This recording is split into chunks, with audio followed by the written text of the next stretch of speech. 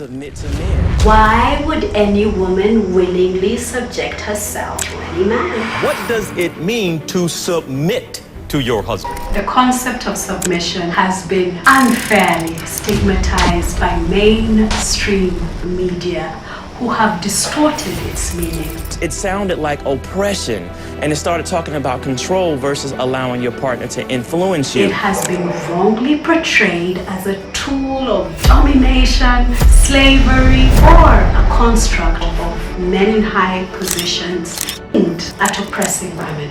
However, in reality, submission is crucial for fostering successful marriages and relationships, as it embodies the complementary energy that draws in the masculine counterpart. Before we delve into this topic, let me make this disclaimer. I'm not perfect. I'm not part of a perfect marriage or world. I am not in the business of selling unrealistic perfection. If you were expecting one of those videos that speak of perfect relationships, you best swipe up and move along. If you know that you are work in progress, stay with me. Are you still there? The mainstream media has spread the idea that anything a man can do, a woman can do too. While this message aims for gender equality, it ignores the differences between men and women. Is there a difference between women and men? The truth is, men and women are different. This isn't controversial, as some people put it. This is science. These differences are a fundamental part of being human. However, modern ideas of women's empowerment sometimes blur these distinctions. They push for a society where men and women are treated exactly the same in the names of equality, often overlooking and devaluing the unique traits of each gender. Yes, while this sounds fair, it doesn't account for individual differences and needs. There is a big problem with this approach. It suggests that for women to be equal, they must act like men, as if masculinity is better than femininity. Because of this, many women feel submission is a form of slavery and weakness. Like the poles of a magnet, unlike poles will attract. Like poles, on the other hand, will automatically repel. Submission creates the perfect yin, femininity, and yang in its masculine counterpart. Energies that come together to create that perfect balance. That is why most women aren't attracted to men that act like women, the so-called simps. The same happens with the reverse. Men are attracted to soft, gentle, feminine traits that come from their polar opposites. Yes, to the tomboys out there, myself included, even we have that perfect femininity that every man is looking out for. What's happening now is women are getting married older and older. So they get to that point whereby they are now ready. They're now ready. But who wants your 40-year-old ass? Then we complain when they go for the slightly younger ones. So you failed to submit and now you failed to do other things. I know. There's a brigade in the wings that is ready to come through, but do hold your horses. The truth is, there is a sell-by date. Whether we are willing to accept it or not, there is a sell-by date. I'm seated like this. In another 20 years, I'll not be able to. So what could have been easy for me to do when I was much younger becomes harder and harder the older we get. Even in same-sex relationships, there is one that will act feminine and the other that will act masculine. This is because in order for attraction to happen, there has to be these two energies that work in harmony. It is the same reason why when you shout at your man, please now, I'm not saying disagree,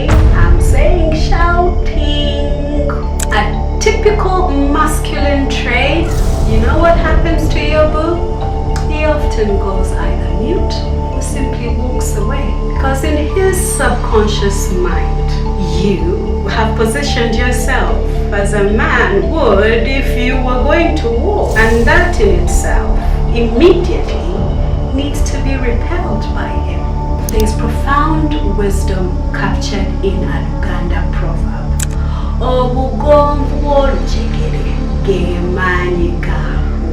Which loosely translates to the strength of a chain lies in its softness. Have you ever seen a super big, strong chain that is stiff, lock-jawed with rust?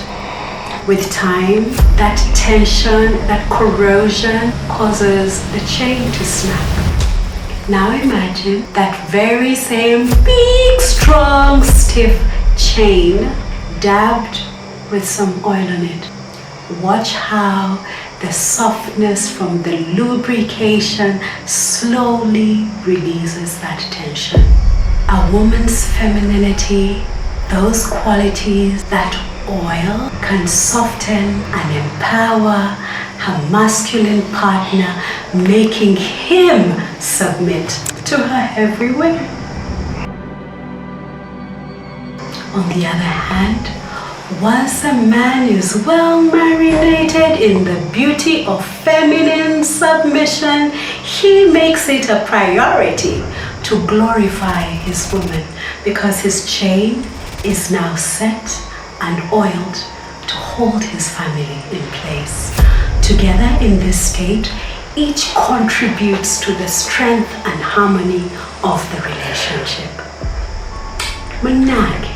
I'm guessing by now, you now understand the secret behind why that friend of yours you keep calling basic is constantly being gifted and showered with tiny sweet praises by her husband. It is the same reason a man will sleep in the same bed with a woman for 7 years with zero commitment, and the very same man will meet another and put a ring on it in less than 7 months. Femininity, ladies. Femininity. Mainstream media has often equated the concept of submission in marriage to a curse word. But what if I told you that submission isn't what you think? Ladies, the idea of submission isn't one of weakness or bondage, but of voluntarily yielding of strength. In fact, the word submit is translated from a Greek word which basically means to voluntarily subject, indicating a willingness to place oneself under another's authority. It does not imply helplessness on your part, but rather a conscious choice to entrust yourself to your husband's leadership in marriage. You are probably wondering why this instruction may initially sound alarming to the modern ear. In our African culture, our forefathers had systems that helped the young generation transition into adulthood. Unlike Basenga Balero, who speak mostly about bedroom sessions, the old system came with a comprehensive course unit on the vision of what marriage should look like for both sexes, because even they understood the power of the two energies. I could pick another example from the Bible that speaks of women submitting to their husbands. It's crucial to understand that the submission referenced here is not to every man out there, but to your own husband. Not your boyfriend, not your casual partner, not your boss, and definitely not any charming acquaintance from your social circles. No. It is for your husband, the one that you hopefully love and trust deeply, one you have committed to spend your life together whilst building a future together. That's the guy I'm talking about. The guy you said I do to. I was having this conversation with one of my young girlfriends, and she's like, you know what, Kemi, I will submit when I'm good and ready.